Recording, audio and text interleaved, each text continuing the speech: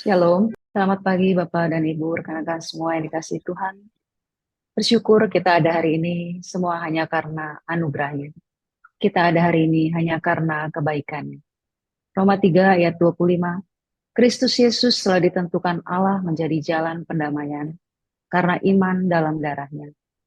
Hal ini dibuatnya untuk menunjukkan keadilannya. Mari bersama kita merenungkan, mengenang, menghayati kembali betapa besar kasih dan ajaib karya salib Tuhan kita. Yang terbaik sudah diberikan olehnya. Mari bersama kita katakan pagi ini, melalui pujian kita naikkan, Tuhan, pengorbananmu sungguh sempurna.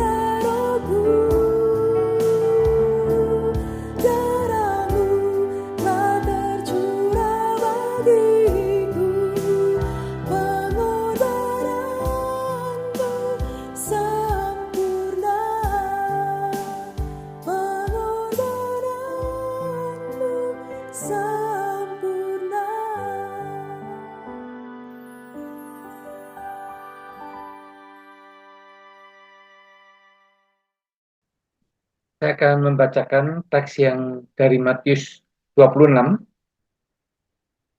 Saya tidak membacakan seluruh perikop ya.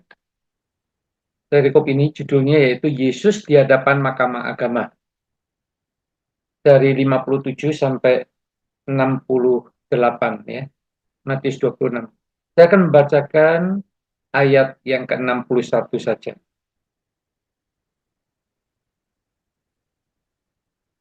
Yang mengatakan, orang ini berkata, aku dapat meruntuhkan bait Allah dan membangunnya kembali dalam 3 hari. Nah, saudara-saudara, inilah tema yang kita akan renungkan bersama pada pagi hari ini. Malam ketika Yesus ditangkap itu, maka ada satu pengadilan agama, yaitu di hadapan imam besar Kayafas. Dan ini di rumahnya imam besar Kayafas juga ya, di dekat sekitar mana Bait Allah itu, ya, di dekatnya ada rumah imam besar Kayafas. Nah, saya pernah satu saat berkunjung ke tempat itu, dan di situ memang disiapkan setelah pengadilan itu disiapkan ada satu tempat di mana Tuhan Yesus atau para terdakwa ya itu ditaruh di satu ruangan, kemudian di balok atas itu ada satu tempat untuk memasukkan tangan ya. Jadi tangan itu dimasukkan ke dalam balok itu, jadi orangnya berdiri bergantung begitu ya. Jadi memang cukup tinggi, berarti memang Tuhan Yesus orang Yahudi adalah orang yang tinggi-tinggi ya. Nah, di sana kemudian antara tangan satu dan tangan yang kedua itu dirantai sehingga dia tidak bisa keluar dari lubang tangan itu dan dia akan berdiri sepanjang malam itu ya. Jadi Tuhan Yesus itu mengalami dua pengadilan, satu pengadilan agama yaitu di hadapan imam besar Kayafas pada malam hari dan kemudian ditaruh di situ sepanjang malam ya, sampai pagi, baru pagi-pagi dibawa ke pengadilan negeri ya, karena hari itu kan sebentar lagi kalau malam sudah menjelang Sabat maka tidak boleh ada kegiatan apapun, maka hari Jumat itu dan Yesus harus dibawa pagi-pagi ke Pilatus ya, dan untuk diputuskan untuk disalib. Jadi ini memang pengadilan yang sangat tidak adil. Dua tuduhan di dalam perikop ini, yang pertama yaitu tentang perkataan Tuhan Yesus tentang merubuhkan dan membangun kembali bait Allah dalam 3 hari. Itu yang pertama. Yang kedua tentang Mesias. Itu pertanyaan imam besar sendiri. Nah, dua orang saksi yang mengatakan tentang aku dapat meruntuhkan bait Allah dan membangunnya kembali dalam 3 hari. Ya. Mari kita lihat bahwa di dalam sejarah orang Yahudi sampai hari ini, maka hanya dikenal dua bait Allah. Ya. Yang pertama yaitu bait Allah Salomo, ya, yaitu bait Allah yang pertama. Itu dibangun oleh Salomo selama 7 tahun. Ya. Ini kita bisa baca di dalam 1 Raja-Raja 6 ayat yang ke-38. Sorry ya, lupa-lupanya saya screen-nya salah.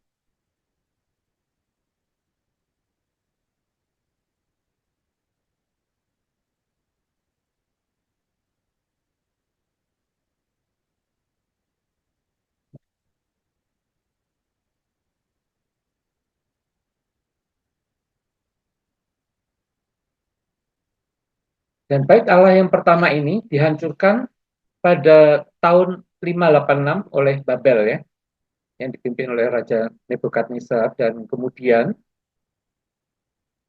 dibangun kembali bait Allah yang kedua pada zamannya Zerubabel sehingga disebut bait Allah Zerubabel.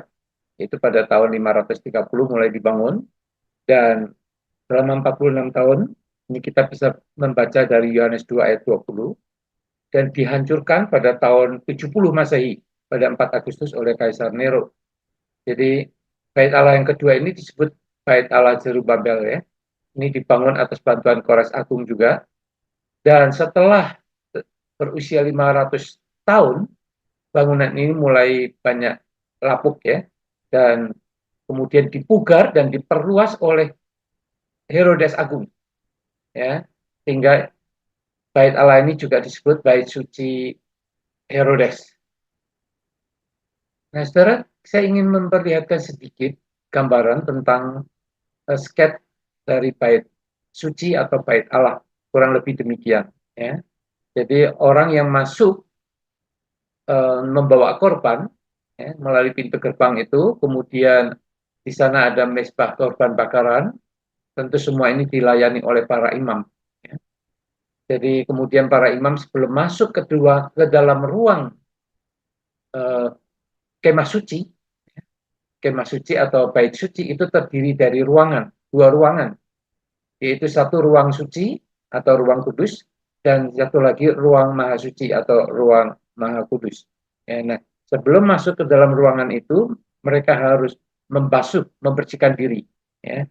Nah, di dalam ruangan suci atau ruang kudus ini, terdiri ada beberapa elemen. Yang pertama, meja roti sajian. Dan juga yang kedua tentang pelita atau kaki dian. Ini para imam boleh masuk. Semua para imam ini boleh masuk. Yang bertugas tentunya pada saat itu. Nah, tetapi disinilah kita melihat tempat ini sebetulnya simbol tentang firman. Ya. Baik itu roti maupun pelita atau terang. Ya. Itu simbol dari firman. Kemudian mezbah dupa atau mezbah ukupan, di mana kemenyan dibakar, ini simbol untuk doa syafaat. Baru kemudian, salah satu yang terpilih menjadi imam besar yang boleh masuk ke dalam ruang Maha Kudus. Nah, di sana ada tabut perjanjian atau peti ya. Kalau saudara lihat peti, di dalamnya itu ada dua loh batu, ada mana di dalam buli, ada tongkat Harun. Ya. Dan disitulah imam besar kemudian mengoleskan darah ke dalam 4 sudut dari peti itu. Di atas peti itu ada tanduk, ada 4 tanduk. Ya, itu dioleskan darah. Dan kemudian Tuhan hadir. Tuhan hadir di tengah-tengah, di atas dari tabut perjanjian tadi. Ya. Kiri kanan dari tabut itu ada kerub atau kerubim ya. Itu malaikat yang tingginya 2,5 meter kurang lebih ya, di kiri kanan berhadapan. Dan di tengah-tengahnya lah Allah hadir. Apa yang dilakukan oleh Allah? Dan mengapa sih bait Allah ini harus dihancurkan? Yaitu karena fungsi dari bait Allah itu sendiri, ya, ada seorang menafsirkan begini bahwa korban untuk pengampunan dosa manusia yang sementara itu sudah digenapi oleh pengorbanan Yesus Kristus sebagai anak domba Allah untuk pengampunan dosa manusia. Kalau dulu harus 1 tahun 1 kali membawa korban pengampunan yang sifatnya sementara 1 tahun sekali, tetapi sudah digenapi dan ini bersifat kekekalan. Artinya untuk keselamatan, untuk pengampunan dari Tuhan. 1 kali untuk selamanya. Nah, saudara, inilah yang membuat kenapa bait Allah tidak dibutuhkan lagi. Apa sih tadi saya mengatakan apa yang dilakukan Allah ketika hadir di dalam ruang maha suci di atas tabut tadi? 2 hal yang dilakukan, yaitu pengampunan dosa, ya, karena darah sudah dioleskan di 4 tanduk tadi, dan kemudian berkat Tuhan. Tuhan memberkati umatnya. Setelah diampuni, Tuhan memberkati. Tentunya ada firman yang disampaikan kepada imam besar tadi. Nah, berkatnya apa? Kalau kita membaca di dalam Bilangan 6 ayat 24 sampai 26, berkatnya adalah Tuhan memberkati engkau dan melindungi engkau. 2 hal ini. Tuhan memberkati dan melindungi. Tuhan memberkati ini dijelaskan atau dijabarkan yaitu dengan Tuhan menyinari engkau dengan wajahnya dan memberi engkau kasih karunia. Itulah berkat. Lalu perlindungannya apa? Tuhan menghadapkan wajahnya kepadamu dan memberi engkau damai sejahtera. Ya. Dua formula baik berkat dan perlindungan ini sebagai doa berkat. Ya. Nah, ini sampai perjanjian baru masih dipakai, ya. Baik oleh Paulus, Petrus, Rasul Yohanes. Kalau saudara membaca di dalam salam mereka, itu sebetulnya doa berkat, ya. Yang formulanya sama dengan di dalam bilangan 6 ayat 24 sampai 26. Meskipun dalam bentuk yang sangat ringkas. Tidak dikatakan Tuhan menyinari engkau dengan wajahnya dan Tuhan tidak menghadapkan wajahnya kepadamu. Ya. Tapi saudara-saudara, ayat ini, ayat 61 tadi sebetulnya merupakan kutipan atau pengalaman dua orang saksi tadi ketika Tuhan Yesus mengatakan di dalam Yohanes 2 ayat 19 sampai 21. Jawab Yesus kepada mereka, "Runtuhkan bait suci ini dan dalam 3 hari aku akan membangunnya."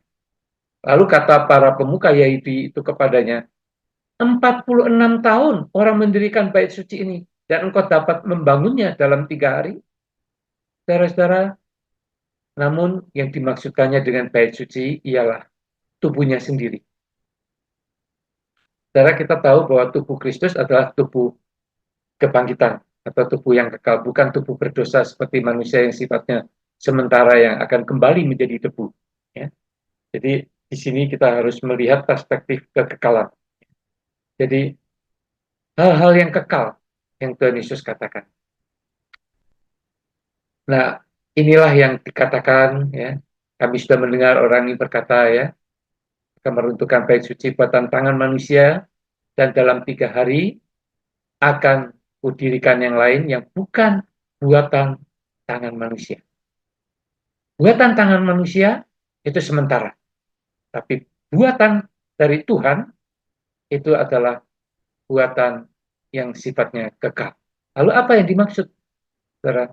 Nah, kita melihat di dalam Wahyu 21 ayat 22, dikatakan begini, "Aku tidak melihat bait suci." Ini tentang Yerusalem baru, ya. Yohanes diperlihatkan tentang Yerusalem baru, lalu dia berkata, "Aku tidak melihat bait suci di dalamnya." Harusnya Yerusalem kan simbol utamanya adalah bait suci. Kenapa? Karena Tuhan, Allah yang Maha Kuasa, adalah bait sucinya. Demikian juga anak domba itu. Jadi saudara, kita bisa melihat bahwa ternyata Allah itu sendiri adalah bait sucinya. Begitu juga tentang Yesus Kristus sebetulnya adalah bait sucinya.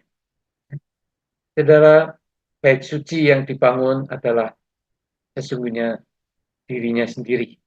Tapi saudara, kita melihat di dalam 1 Korintus 3 ayat 16, dikatakan apa? Tidak tahukah kamu bahwa kamu adalah bait Allah dan bahwa roh Allah tinggal di dalam kamu? Saudara-saudara, kita ini adalah bait Allah juga. Dan roh Allah tinggal di dalam kita. 1 Korintus 3 ayat 17 juga dikatakan, jika ada orang yang membinasakan bait Allah, Allah akan membinasakan dia. Sebab bait Allah itu kudus dan bait Allah itu ialah kamu sekalian.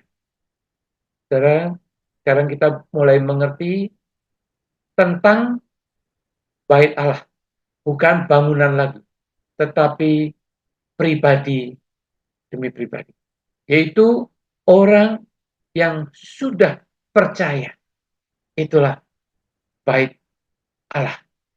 Di mana roh Allah tinggal di dalam bait Allah itu, yaitu di dalam diri orang percaya.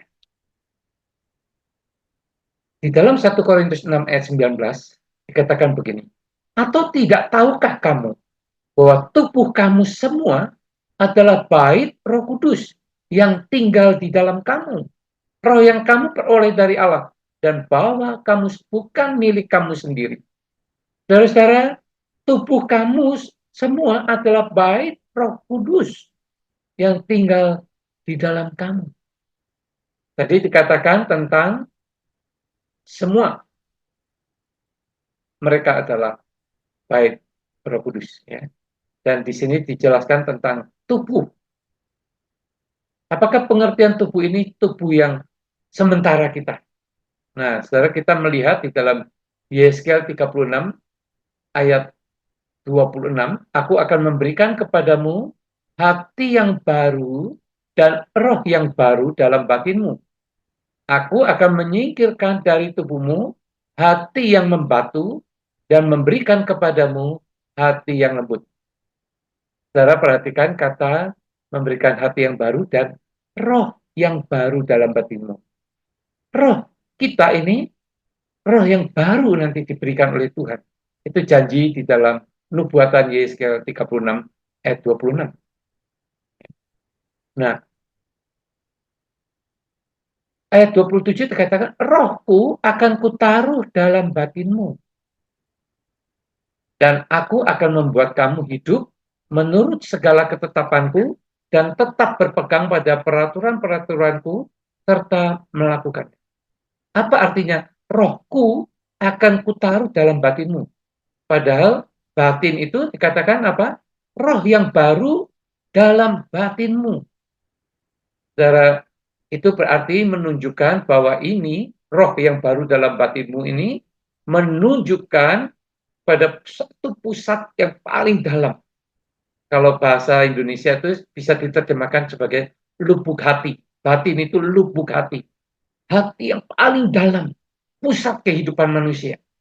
Disitulah Roh Kudus akan ditaruh di dalam batin. Jadi pengertian tubuh itu adalah di dalam batin tadi. Jadi bukan fisik yang sementara, yang tubuh nanti akan menjadi debu lagi, bukan. Tetapi di dalam hati yang paling terdalam, yaitu batin. Artinya roh kita dihubungkan dengan roh kita, yang roh yang diperbarui itu. Ya. Saudara-saudara, jadi kita harus belajar, harus tahu juga bahwa roh itu tidak dibatasi oleh sesuatu yang sangat terbatas, yang sifatnya sementara. Tidak, roh itu kekal. Ketika manusia diciptakan, itu sudah langsung memiliki kekal. Tinggal dua pilihan saja.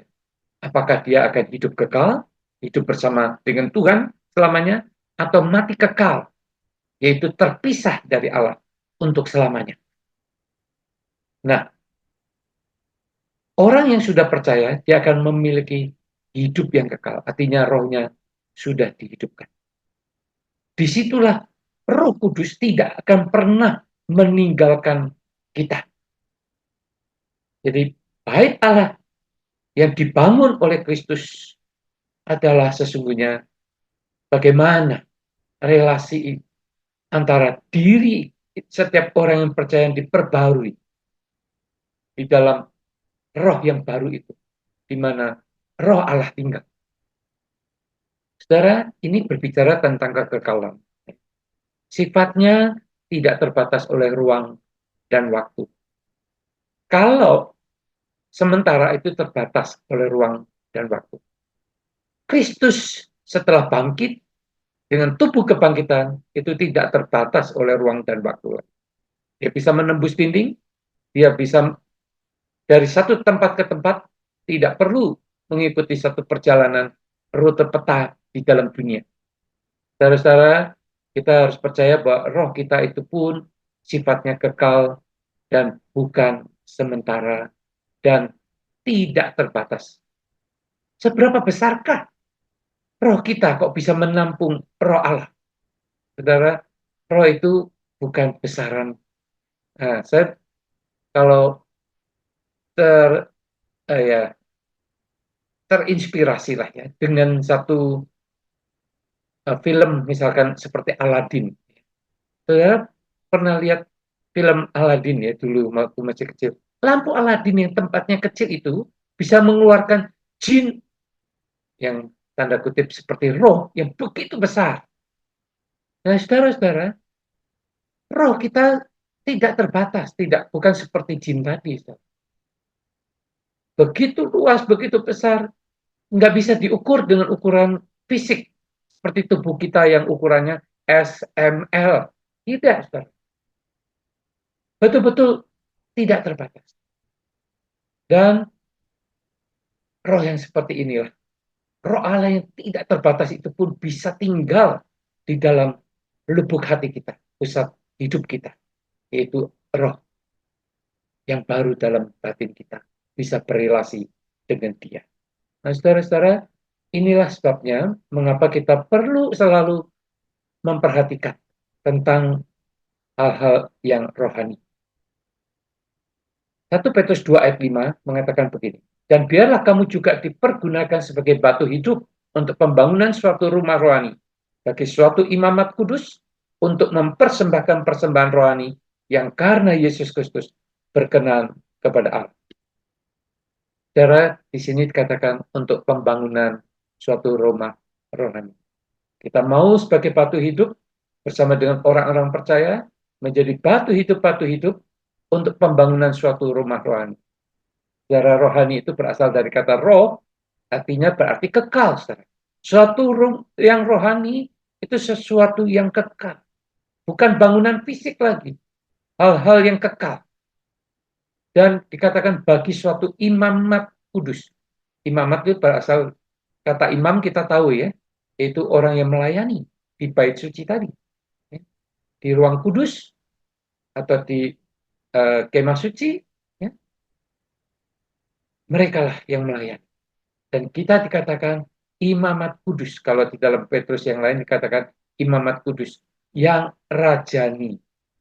Dan sebagai anak-anak Allah, anak-anak raja, di atas segala raja, tapi kita juga adalah pelayan kudus. Dan untuk apa? Untuk mempersembahkan persembahan rohani. Artinya apa yang kita lakukan itu untuk kita berikan, untuk kita persembahkan hal-hal yang kekal sifatnya, yang rohani, yang kekal, yang karena Yesus Kristus berkenan kepada Allah. Dan itulah sebabnya mari dalam hidup ini, yang pertama kita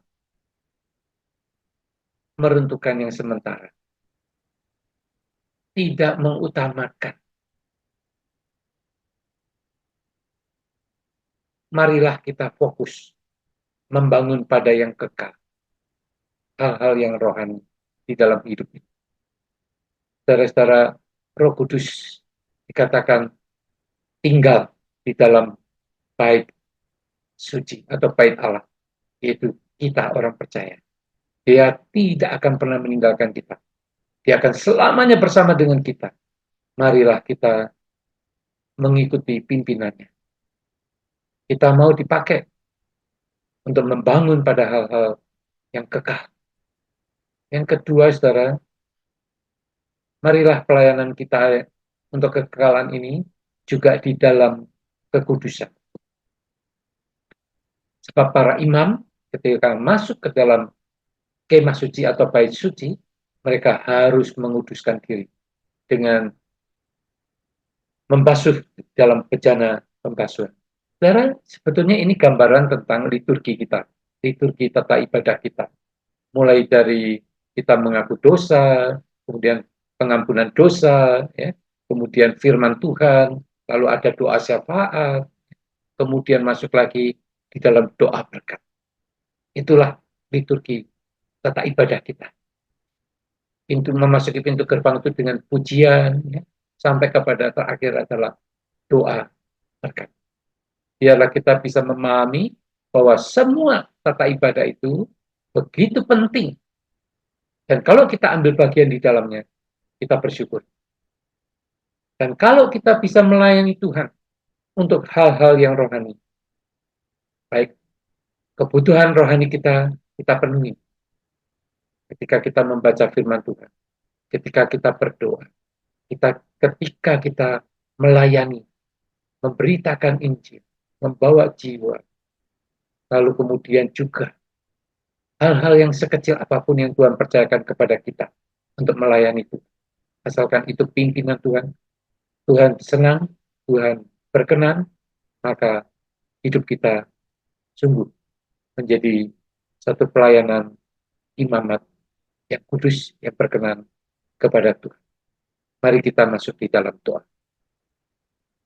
Bapa di surga, kami menyerahkan untuk perenungan firman-Mu ini, supaya apa yang menjadi bagian dalam hidup kami. Kami tidak memperhatikan hal yang sementara, tapi kami sungguh diajarkan untuk memperhatikan hal-hal yang kekal. Itulah sebabnya ketika bait suci yang sifatnya sementara diruntuhkan, digantikan dengan bait suci yang kekal, yaitu Engkau sendiri. Kami mau datang kepada Engkau ya Tuhan, untuk memuliakan Engkau. Bahkan setiap saat kami boleh diampuni dosa kami secara progresif selama kami masih ada di dalam kemah tubuh ini. Tuhan, ajar kami. Kami percaya bahwa roh kami sudah diperbarui oleh Tuhan ketika kami percaya kepada Tuhan Yesus. Dan roh Allah pun sudah tinggal bersama dengan kami. Itulah sebabnya kami perlu memperhatikan hal-hal yang kekal menjadi makanan rohani kami. Dan juga pelayanan hidup kami dengan hidup yang kudus. Terima kasih Tuhan, biarlah pagi ini setiap kami boleh mengambil waktu tenang untuk merefleksikan diri kepada Tuhan. Apakah yang kita ingin lakukan selagi kita masih diberikan nafas kehidupan di dalam tubuh yang sementara ini, yang begitu terbatas oleh ruang dan waktu. Tapi satu saat kita akan berkumpul bersama dengan Tuhan di dalam kekekalan yang tidak terbatas oleh ruang dan waktu. Kita hidup kekal untuk selamanya. Bahkan hidup kekal di dalam satu kemuliaan, di dalam kebahagiaan, tanpa penderitaan, tanpa sakit penyakit, tanpa dosa, dan sungguh-sungguh menyenangkan hati Tuhan. Dan kami pun sukacita selamanya. Biarlah Tuhan, pada pagi ini kami juga diingatkan. Bagi saudara-saudara kami yang belum percaya, biarlah kami disadarkan bahwa satu saat mereka juga akan mengalami kekekalan, tetapi terpisah dari Allah. Di neraka, mereka akan mengalami penderitaan, mereka akan mengalami siksaan untuk selama-lamanya. Mereka akan menderita. Biarlah kesempatan pagi ini, ketika kami merenungkan kembali tentang karya Kristus, mati di atas kayu salib, dan bangkit, yang kami akan rayakan ya Tuhan, di dalam Jumat Agung dan Paskah ini. Biarlah menolong kami untuk membawa kami ke dalam satu perenungan yang paling dalam, sama seperti ketika Engkau hadir di tempat lubuk hati kami yang paling dalam, di dalam batin kami, yaitu di mana roh kami berada, yaitu kami bisa melihat betapa besarnya kasih Allah, betapa besarnya Allah, tetapi mau tinggal di tempat, di dalam hidup kami. Tuhan, biarlah tubuh yang sementara ini, satu saat kami akan tinggalkan. Kami akan kembali menjadi debu, tetapi kami sudah dibangunkan dengan tubuh yang baru, dengan bait suci yang baru, bait Allah yang baru.